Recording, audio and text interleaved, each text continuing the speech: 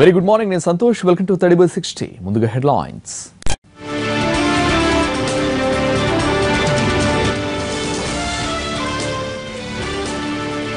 ఉత్తరప్రదేశ్లో 4వ విడత పోలింగ్ అదృష్టం పరీక్షించుకుంటున్న 680 మంది. వివిధ శాఖాధిపతులతో ఏపీ సీఎం భేటీ, బడ్జెట్ కేటాయింపులు ఖర్చులపై చర్చ. తెలంగాణలో మళ్లీ కాకరేపుతున్న జాక్, భవిష్యత్ కార్యాచరణపై నేడు నిర్ణయం. నేడు బృహన్ ముంబై ఎన్నికల ఫలితాలు, చిరకాల మిత్రుల పోరుపై సర్వత్రా ఆసక్తి.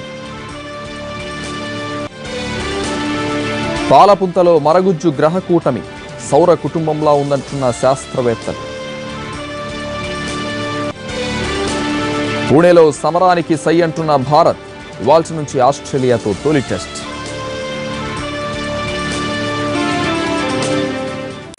యూపీలో ఇవాళ 4వ దశ పోలింగ్ జరుగుతోంది. మొత్తం 53 నియోజకవర్గాల్లో ఇవాళ ఓటింగ్ జరుగుతోంది. 680 మంది అభ్యర్థులు తమ అదృష్టాన్ని పరీక్షించుకుంటున్నారు.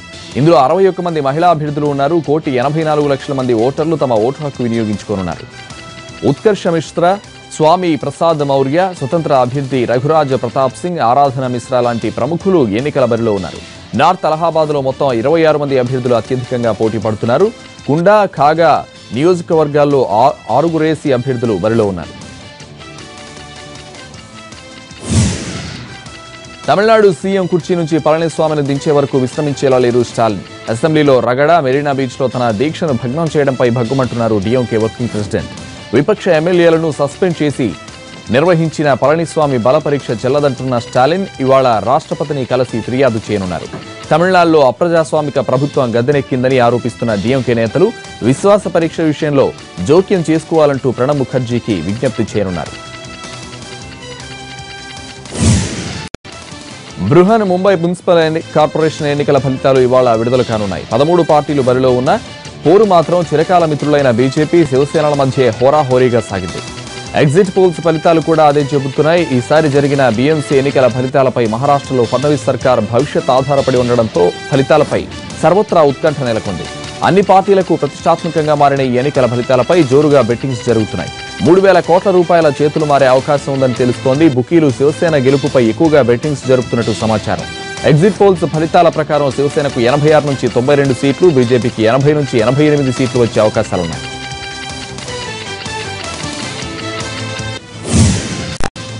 తెలంగాణ జేఏసీ నేతల అరెస్టును నిరసిస్తూ ఓయూ జేఏసీ ఇవాళ విద్యాసంస్థల బంద్కు పిలుపునిచ్చింది. నిరుద్యోగుల ర్యాలీకి అనుమతి ఇవ్వకుండా విద్యార్థులను ఎక్కడికక్కడే అడ్డుకోవడంతో ఓయూ విద్యార్థి సంఘాల నేతలు ఆగ్రహంతో ఉన్నారు. టీజేఏసీ నేతల్ని ముందస్తు అరెస్ట్ చేసి నిర్బంధించడం, జిల్లాల నుంచి వస్తున్న విద్యార్థులను అడ్డుకోవడం, వర్సిటీల్లో పోలీసులు మోహరించడంపై ఓయూ జేఏసీ నేతలు మండిపడ్డారు. మరోవైపు ప్రభుత్వ ఉద్యోగాల క్యాలెండర్ డిమాండ్ చేస్తున్న టీజేఏసీ నిరుద్యోగుల ర్యాలీని అడ్డుకోవడం, అరెస్టుల పర్వంపై ఇవాళ చర్చించనుంది. భవిష్యత్ కార్యాచరణ ప్రకటించనుంది. తెలంగాణ జేఏసీ ప్రభుత్వానికి మాటల యుద్ధం కొనసాగుతోంది. ప్రభుత్వం నిరంకుశంగా వ్యవహరిస్తోందన్న కోదండరాం ఇలాగే వ్యవహరిస్తే భవిష్యత్తులో పరిణామాలు తీవ్రంగా ఉంటాయని హెచ్చరించారు. తనతో పాటు జేఏసీ నేతల ముందస్తు అరెస్టు సందర్భంగా పోలీసులు వ్యవహరించిన తీరును ఆయన తప్పుబట్టారు. కామాటిపుర పోలీస్ స్టేషన్ నుంచి విడుదల చేసిన తర్వాత తార్నాకలోని తన నివాసానికి చేరుకున్న కోదండరాం అరెస్టులతో నిరుద్యోగుల ఉద్యమ కార్యాచరణ ఆగదన్నారు. ఇవాళ విద్యాసంస్థల బంద్కు నైతిక మద్దతు తెలిపారు. కోర్టులు చెప్పినా పట్టించుకోకుండా శాంతి భద్రతలకు విఘాతం కలిగించేలా వ్యవహరించినందుకే తెలంగాణ జేఏసీ ర్యాలీని పోలీసులు అడ్డుకున్నారన్నారు ఎమ్మెల్సీ పల్లా రాజేశ్వరరెడ్డి. ర్యాలీ విఫలమైందన్న పల్లా ఏదో నామమాత్రంగానే విద్యార్థులు, యువత పాల్గొన్నట్టు చెప్పారు. నిరుద్యోగుల సమస్యల పరిష్కారానికి తమ ప్రభుత్వం చిత్తశుద్ధితో ఉందన్నారు.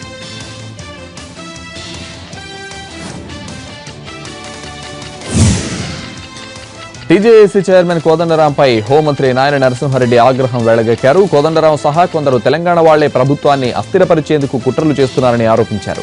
నిరుద్యోగ ర్యాలీ విషయంలో కోర్టు ఆదేశాలను కోదండరాం పట్టించుకోలేదని విమర్శించారు. ప్రభుత్వ ఉద్యోగాలపై కాంగ్రెస్, టీడీపీలకు మాట్లాడే అర్హత లేదన్నారు నాయని.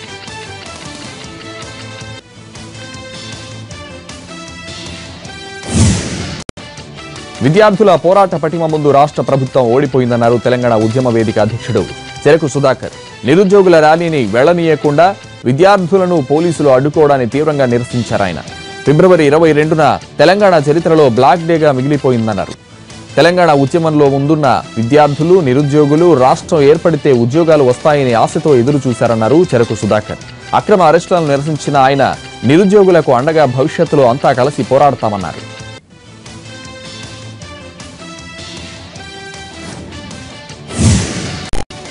జై తెలంగాణ అన్న తనపై దాడి చేసిన ఆంధ్ర ప్రజలు తెలంగాణ వాలే జాగో, ఆంధ్ర వాలే బాగో అంటూ పిలుపునిచ్చిన కేసీఆర్ కు తిరుపతిలో ఘన స్వాగతం పలకడం ఏంటని ప్రశ్నించారు కాంగ్రెస్ నేత వి హనుమంతరావు. ఆంధ్ర ప్రజలు పౌరుషం ఉన్న వాళ్ళని భావించామని, ఇదేం పౌరుషం అంటూ ఎద్దేవా చేశారు.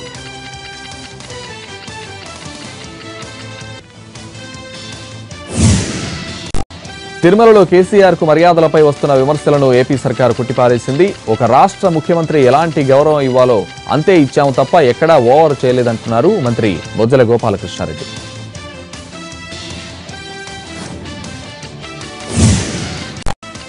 ఎమ్మెల్సీ పదవి ఆశిస్తున్న కరణం బలరాంకు చేదు అనుభవం ఎదురైంది. అమరావతిలో అనుచర నేతలతో కరణం బలరాం కలిసినప్పుడు చంద్రబాబు కీలక వ్యాఖ్యలు చేశారు. బలరాంకు ఎమ్మెల్సీ పదవి ఇవ్వాలని చంద్రబాబు వద్ద నేతలు ప్రస్తావించారు. అయితే ఏ పదవి ఇవ్వాలో తనకు తెలుసన్న చంద్రబాబు కరణంకు సముచిత స్థానం ఇచ్చి పార్టీ గౌరవిస్తుందన్నారు. ఇప్పటికే 2 సార్లు టికెట్ ఇచ్చినా నమ్మకాన్ని నిలబెట్టుకోలేకపోయారంటూ కరణంకు స్పష్టం చేసిన చంద్రబాబు అనవసరంగా విభేదాలు తెస్తే చర్యలుంటాయని హెచ్చరించారు. ఎమ్మెల్యే గొట్టిపాటి రవికుమార్తో కలిసి పనిచేయాల్సిందేనని స్పష్టం చేశారు. ప్రభుత్వం ఏర్పడి 2.5 ఏళ్లు దాటినా టీడీపీ ఇచ్చిన ఎన్నికల హామీలు ఇంతవరకు నెరవేరలేదని ఆరోపిస్తూ ముఖ్యమంత్రి చంద్రబాబుకు వైసీపీ నేత జగన్ బహిరంగ లేఖ రాశారు. ఎన్నికల సమయంలో ఇంటికో ఉద్యోగం లేదా ఉపాధి కల్పిస్తామని హామీ ఇచ్చారని లేఖలో గుర్తు చేశారు. 2,000 రూపాయల నిరుద్యోగ భృతి ఇస్తామని వాగ్దానం చేశారని ప్రస్తావించారు.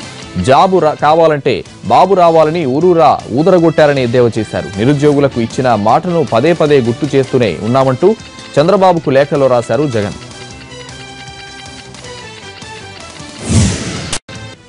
ఏపీకి ప్రత్యేక హోదా కోరుతూ తాడేపల్లిగూడెం నుంచి హైదరాబాద్ వరకు పాదయాత్ర చేపట్టారు జనసేన కార్యకర్తలు. జనసేన అధినేత పవన్ కళ్యాణ్ పిలుపు మేరకు యాత్ర పొడవునా హోదా కోరుతూ కరపత్రాలు పంపిణీ చేయనున్నారు. మాజీ మిలిటరీ ఉద్యోగులు ర్యాలీలో బయలుదేరారు. ఏపీకి ప్రత్యేక హోదా సాధించలేని రాష్ట్ర ప్రభుత్వం కనీసం ప్యాకేజీకి కూడా చట్టబద్ధ సాధించడంలో ఒత్తిడి చేయలేకపోతుందని విమర్శించారు సిపిఐ నేత నారాయణ. కేంద్ర కేబినెట్ భేటీలో ప్యాకేజీకి చట్టబద్ధత వస్తుందని ప్రచారం చేసినా కనీసం చర్చకు కూడా రాలేదన్నారు నారాయణ. విశాఖ జిల్లా మునగపాక మండల పరిషత్ కార్యాలయం బాహాబాహికి వేదికైంది. ప్రజా సమస్యలపై చర్చించాల్సిన మండల పరిషత్ సమావేశం రసాభాసగా మారింది. టీడీపీ, వైసీపీ ఎంపీటీసీలు మధ్య తీవ్ర వాగ్వాదం చోటు చేసుకుంది.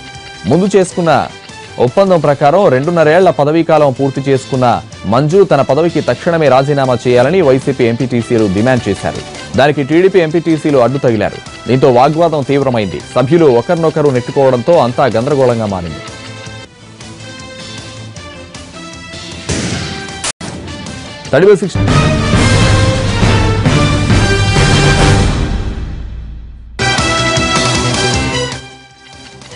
న్యూస్ ఏపీలో ఉపాధి కల్పనపై మైక్రోసాఫ్ట్ సీఈఓ సత్యనాదేళ్లతో చర్చించారు సీఎం చంద్రబాబు. ఫ్యూచర్ డీకోడింగ్ అనే అంశంపై ముంబైలో జరిగిన సెమినార్కు హాజరైన చంద్రబాబు సత్యనాదేళ్లతో మాట్లాడారు. మరోవైపు అమరావతిలో ఫించ్ పార్క్ ఏర్పాటు చేసేందుకు సుముఖంగా ఉన్నామని చంద్రబాబుకు హామీ ఇచ్చారు Yes bank chairman Rana Kapoor. ఈ పర్యటనలో వీసా సంస్థతో ఏపీ అవగాహన ఒప్పందం కుదుర్చుకుంది. ప్రపంచంలోనే నగదు రహిత లావాదేవీల్లో డిజిటల్ నగరంగా విశాఖను ఆవిష్కృతం చేస్తామన్నారు చంద్రబాబు. చైనాలో 9 రోజుల పర్యటన ముగించుకుని వచ్చారు డిప్యూటీ సీఎం కడియం శ్రీహరి. హైదరాబాద్ ఎన్టీఆర్ ఘాట్ వద్ద 125 అడుగుల అంబేద్కర్ భారీ విగ్రహం ఏర్పాటుకు చైనాలో అధ్యయనం చేసింది కడియం శ్రీహరి బృందం. చైనాలో పర్యటించిన కడియంతో పాటు మంత్రి జగదీష్ రెడ్డి, ఎంపీలు బాల్క సుమన్, పసునూరి దయాకర్, ఎమ్మెల్యేలు రసమయ్య బాలకిషన్, ఆరూరి రమేష్, పలువురు అధికారులు రాత్రి హైదరాబాద్ చేరుకున్నారు.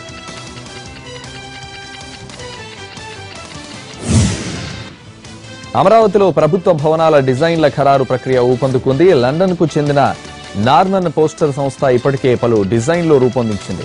ఈ డిజైన్లలో మార్పులు చేర్పులు సూచించేందుకు మంత్రి నారాయణ, సిఆర్డీఏ అధికారులు లండన్ వెళ్లారు. పోస్టర్ సంస్థ ప్రతినిధులతో సమావేశం అయ్యారు మంత్రి నారాయణ. వారు రూపొందించిన డిజైన్లను పరిశీలించి పలు సూచనలు చేశారు. వాటిని పరిగణలోకి తీసుకుని 3 రకాల డిజైన్లను ప్రభుత్వానికి ఇవ్వనుంది నార్మన్ పోస్టర్. వాటిలో అమరావతి కోసం ఒక డిజైన్ను ఎంపిక చేయనుంది ప్రభుత్వం. అనంతపురం జిల్లా గుంతకల్ మున్సిపాలిటీలో చైర్పర్సన్ కమిషనర్ మధ్య తలెత్తిన వివాదం ఉద్రిక్తతకు దారితీసింది. మున్సిపాలిటీ పరిధిలో తన ప్రమేయం లేకుండానే పనులు చేపడుతున్నారంటూ చైర్పర్సన్ అపర్ణ ఆందోళనకు దిగారు. కొందరు కౌన్సిలర్లతో కలిసి మున్సిపల్ కార్యాలయం ముందు ధర్నా చేశారు. ఈ ధర్నాలో అపర్ణ భర్తతో పాటు పలువురు కౌన్సిలర్లు కార్యాలయం ముందు బైఠాయించారు.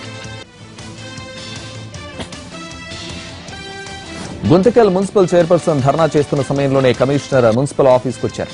దీంతో చైర్పర్సన్ కమిషనర్ మధ్య మాటామాటా పెరిగింది. వాదన పెరగడంతో అక్కడ ఉద్రిక్త పరిస్థితి ఏర్పడింది. పనుల్లో కమిషనర్ అక్రమాలకు పాల్పడుతున్నారని విమర్శిస్తూ ఆయన్ను విధుల నుంచి తొలగించాలంటూ డిమాండ్ చేశారు చైర్పర్సన్. వివాదం పెద్దదవుతుండడాన్ని గమనించిన పోలీసులు చైర్పర్సన్ కు కౌన్సిలర్లకు నచ్చజెప్పి ఆందోళనకు విరమింపజేశారు.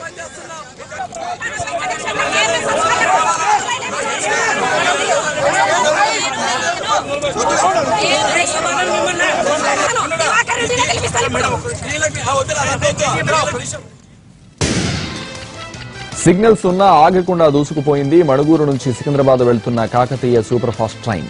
జనగామ శివార్లలో 3 రెడ్ సిగ్నల్స్ ను క్రాస్ చేసి ముందుకు పోయింది. దీంతో అప్రమత్తమైన స్టేషన్ మాస్టర్ ఎర్రజెండా ఊపి ట్రైన్ ను నిలిపివేశారు.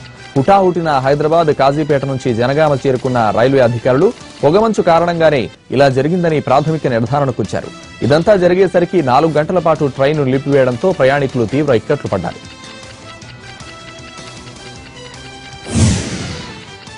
24 భాషల్లో ఉత్తమ రచనలకు 2016 కేంద్ర సాహిత్య అకాడమీ పురస్కారాలు అందజేశారు.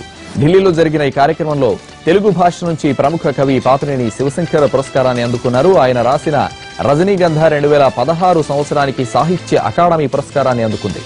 ఈ కార్యక్రమంలో సాహితీ ప్రేమికులు పెద్ద సంఖ్యలో పాల్గొన్నారు.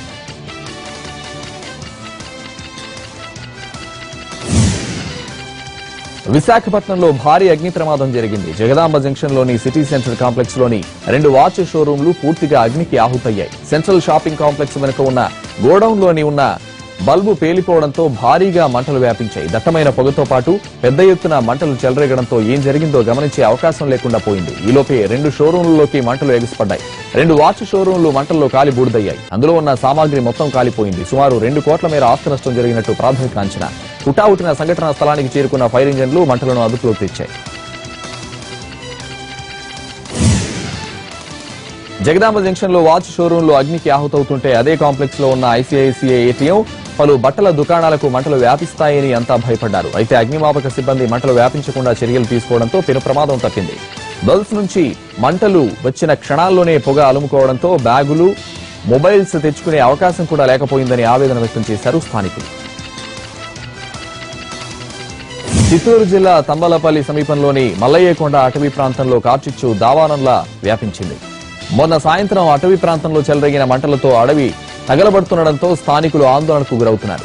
కొందరు గొర్రెల కాపరులు నిప్పంటించడం వల్లే అగ్గి రాజుకుందంటున్నారు స్థానికులు. ఇప్పటివరకు 12,000 ఎకరాల అడవి అగ్నికి ఆహుతైంది. శివరాత్రి సందర్భంగా మల్లయ్యకొండలో ఉన్న మల్లేశ్వర ఆలయంలో ఉత్సవాలు జరుగుతాయి.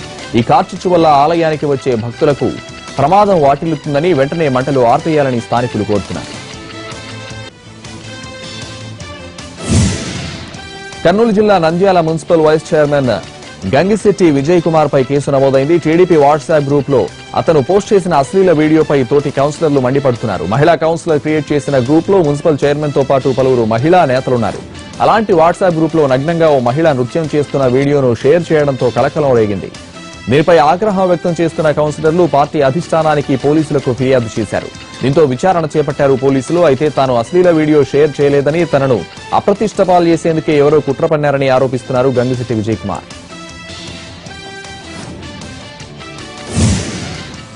పీఎంఓ ఆఫీసులో అడిషనల్ సెక్రటరీ, సీఎం పేషీలో ఆఫీసర్ను మంత్రులతో పరిచయం ఉందంటూ జిల్లా కలెక్టర్ను, అధికారులను హడల్పించిన ఘరానా మోసగాన్ని హైదరాబాద్ సీసీఎస్ పోలీసులు అరెస్ట్ చేశారు. అమలాపురం వాస్తవ్యుడైన వంగ Anand Babu producer come director నంటూ చేసిన మోసాలు అన్ని ఇన్ని కావు. తెలంగాణకు చెందిన 12 మంది మంత్రుల పేర్లు వాడుకుని అధికారులను, తెలంగాణ డీజీపీ, హైదరాబాద్ సైబరాబాద్ కమిషనర్లను పేరు వాడుకుని పోలీసుల్ని బెదిరించిన ఘనాపాటి ఆనంద్ బాబు. ఎవరికి అనుమానం రాకుండా ఐడీ కార్డులు, విజిటింగ్ కార్డులు తయారు చేయించుకుని వాటితో అందరినీ బురిడీ కొట్టించాడు. ఉద్యోగాలకు ఆశపడి లక్షలు ముట్టజెప్పి మోసపోయిన నిరుద్యోగులు ఇచ్చిన ఫిర్యాదుతో ఆనంద్ బాబును అరెస్ట్ చేశారు సీసీఎస్ పోలీసులు. ఇతగాడి ఫోన్లలో 1300 మంది అమ్మాయిల ఫోన్ నంబర్లు ఉండడం చూసి పోలీసులు షాక్ అయ్యారు. అమ్మాయిలతో చాటింగ్ చేస్తూ వారి వ్యక్తిగత వివరాలను సేకరించినట్టు గుర్తించారు పోలీసులు. జూనియర్ ఆర్టిస్టుల నుంచి టాప్ హీరోయిన్ల వరకు అందరితో టచ్ లో ఉన్నాడని బహిర్గతమైంది. దీంతో ఆనందబాబు ఫోన్లను ఫోరెన్సిక్ ల్యాబ్ కు పంపారు.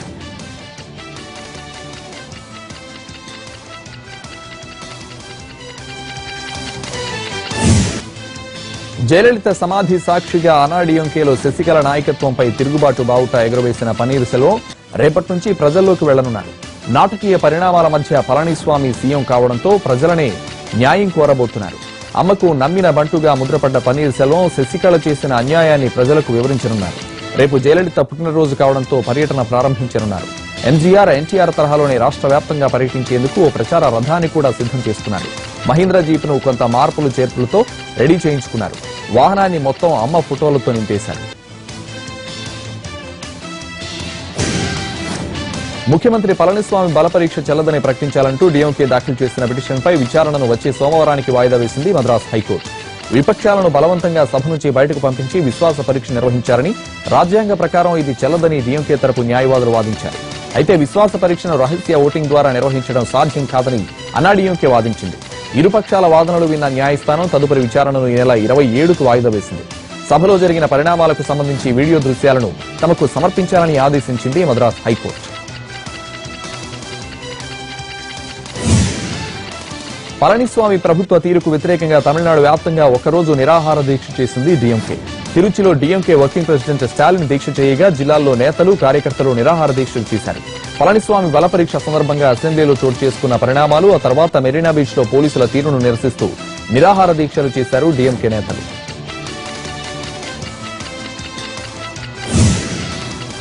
కేంద్ర మంత్రి వెంకయ్యనాయుడు కసరత్తులు చేశారు. సరదాగా సైక్లింగ్ చేశారు. ప్రస్తుతం జీవన విధానంలో ఆరోగ్యంగా ఉండాలంటే వ్యాయామం ఎంతో ముఖ్యమని వివరించారు. ఢిల్లీ నిర్మాణ భవన్లోని తన కార్యాలయంలో వెంకయ్యనాయుడు జిమ్ను ప్రారంభించారు. ఆ తర్వాత కాసేపు కసరత్తులు చేశారు. ఆరోగ్యంగా ఉండేందుకు వ్యాయామం ఎంతో ఉపయోగపడుతుందన్నారు వెంకయ్యనాయుడు.